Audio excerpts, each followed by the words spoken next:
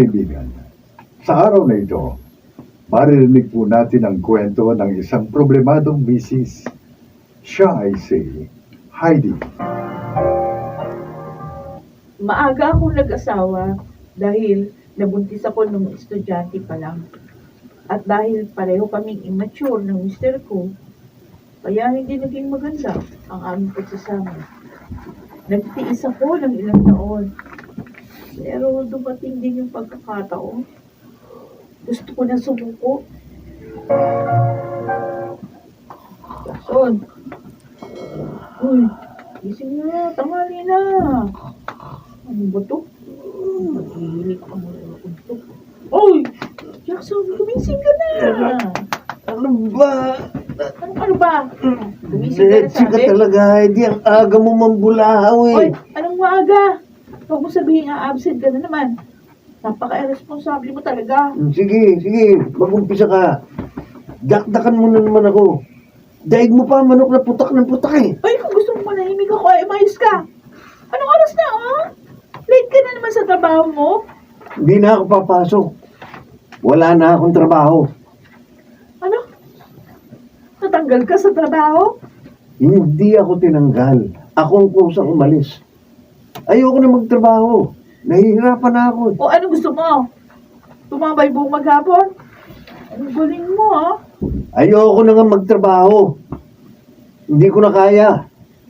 Ang hirap kaya maghalo ng semento at maghakot ng hollow blocks. O anong trabaho gusto mo? Manager? Wala ka namang pinag-aralan? Uy, nagsalita may pinag-aralan. Pareho lang kaya tayong high school na magsama tayo. Ayun na nga. Nagsisisi nga ako. Sana pala, inuna ko na lang yung pag-aaral ko kaysa makipagrelasyon sa isang batuga na katulad mo. Paano gawain natin? Oo nga. Ako rin yung kumanap niya.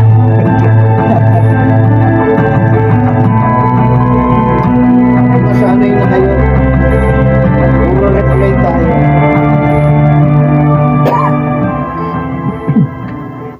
Nag-away na naman ba kayo? Pero bibwisit na kasi ako sa kanya eh. Nagiging nadir. Hindi naman siya dating ganun eh.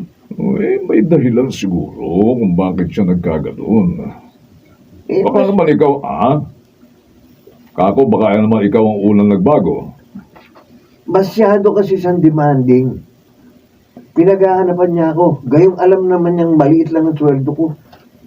At ngayon umalis na ako sa trabaho ko, lalo siya naging talakera. Ay, bakit ka umalis sa trabaho mo? Eh, nahihirapan na ako eh. Naku. Paano ngayon yan?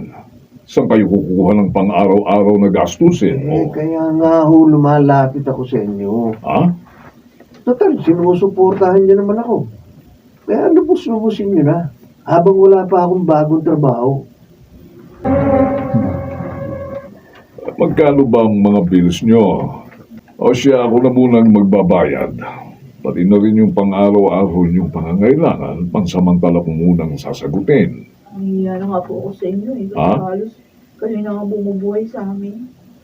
Anak ko si Jackson. At mahal ko siya. Mahal ko rin ang aking apo. Kaya naman susuportahan ko kayo sa abot ng aking makakaya. Ha? Papa, Oh, sana huwag niyo masamayin yung sasabihin ko ha. ano yun? Para kasing inukonsinti niyo si Jackson eh. Ha? Kaya nagiging tamad. Abay, pinagsasabihan ko naman siya. Pero talagang may katigasan ng ulo at ayaw makinig sa akin ng loko eh. Hindi ko naman siya pwedeng pilitin. At lalo namang hindi ko kayo pwedeng pabayaan. Pero hanggang kailan po? Hanggang kailan kami aasa sa inyo?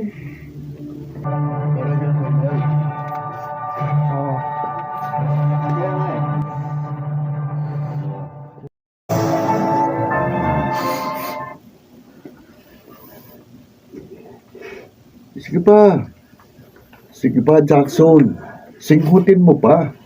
Sunod-sunod ka. Aka na ako. Kaya, utang musok. Ayos nga pala itong Mary Jane, pare. Sarap ng pakiramdam. Para ako nakalutang sa ulap. O, di ba?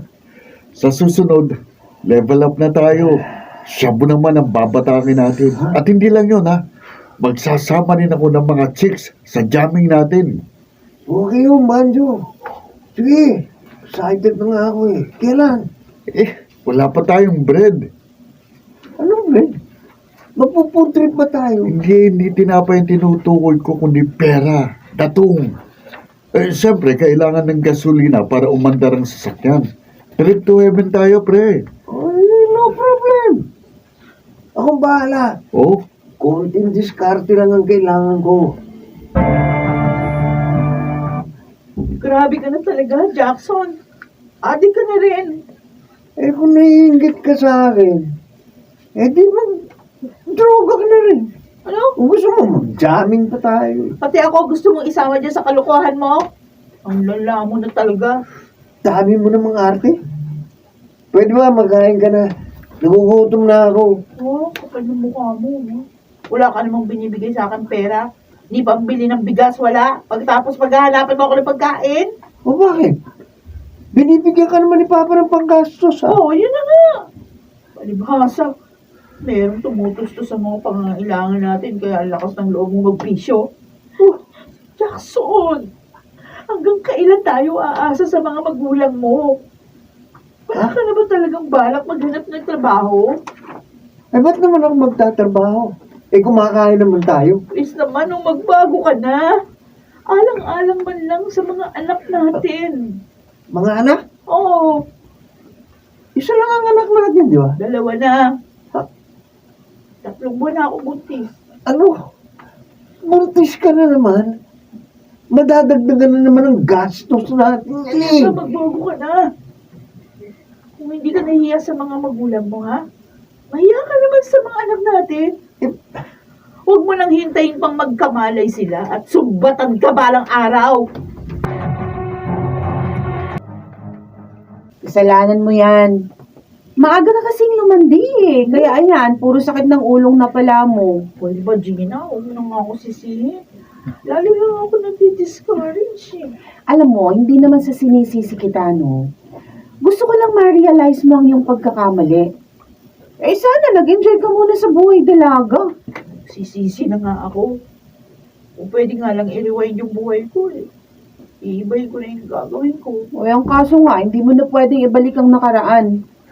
Kaya panindigan mo na lang ang magulong buhay na pinasok mo. Oo nga. Lalong gumulong ang buhay ko. Kasi, may natuklasan ako. Huh? May babae si Jackson. Bago yung ulit yan? Bakit si Sana punit? Punit eh. Sana mas malaki na binili mo. Sobra-sobra ng pasakit na ginagawa mo, Jackson. Pinapabayaan mo na nga kami ng mga anak mo, tapos namababae ka pa. Ano ba ang problema mo, Ro? Sa'yo pa rin naman ako umuwi, di ba? Eh, nasasaktan na ako. Hindi ko na kayang tiisin. Pwede ba tigilan mo yung kadramahan mo, ha? Anong drama? Naiirita na ako sa'yo. Sarap mong upakan. Sige. Gawin mo, upakan mo, sige. Unti-unti mo na akong pinapatay sa sama ng loob. Eh, di lubos-lubosin mo na. Sige. Saktan mo ako. Diyan ka lang naman magaling. Manakit ng damdamin. Huwag mo ako subukan, ha? Dahil sasapakin talaga kita. Oy, kaya na, ituloy mo na. Ayan po ako. Hindi sinabi mo eh. Sige, aray ko. Ano? Ayop. Masarap? Ha? Ayop ka! Ano ba? Gusto mo pa? Ayop ka! Wala kang kasing sama. Hindi demanda kita. O hindi magdemanda ka. Hindi ako natatakot.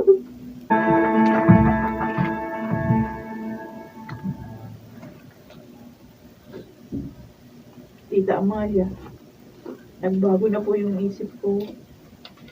Natatakot kasi ako. Abay, huwag ka matakot. Sige, sampahan mo siya ng kaso. Tutulungan kita. May kilala ko abogado. Mayaman mo pamilya niya. Mahirap silang kalabanin. Kaya hahayaan mo na lamang na abusuhin ka niya. Kung hindi ka naaawa sa sarili mo, abay, maawa ka sa anak mo. Hindi na nga ho. Ang isa pang pinoproblema ko. Kasi masusundan na yung anak ko. Tatay nga lang niya yung sumusuporta sa akin. Tapos, pagiging kalaban ko po siya. Mahirap yan, Heidi. Kaya mamili ka. Ang magtiis sa piling ng Jackson na yan o ang kumalam ang sikmura mo.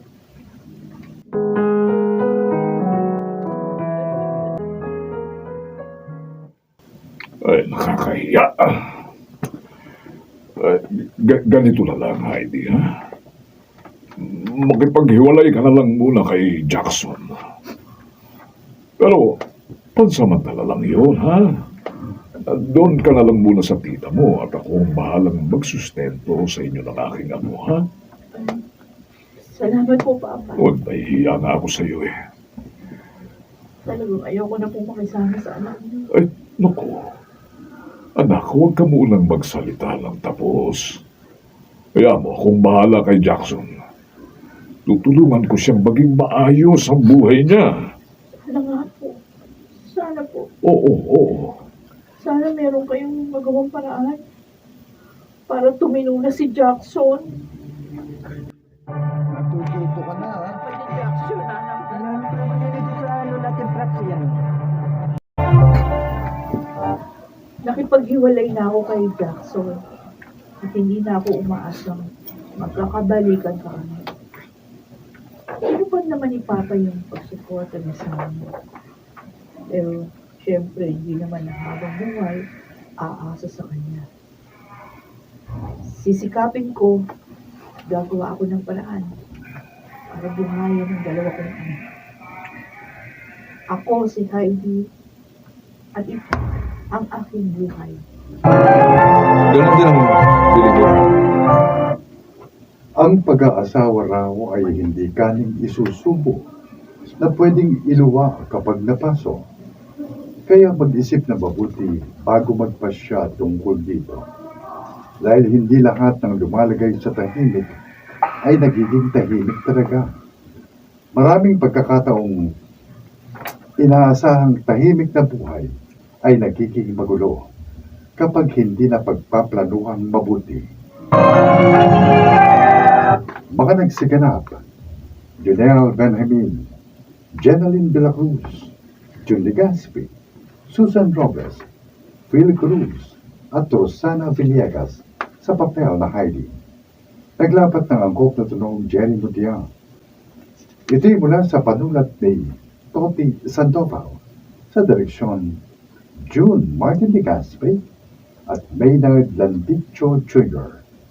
Ito ang aking buhay.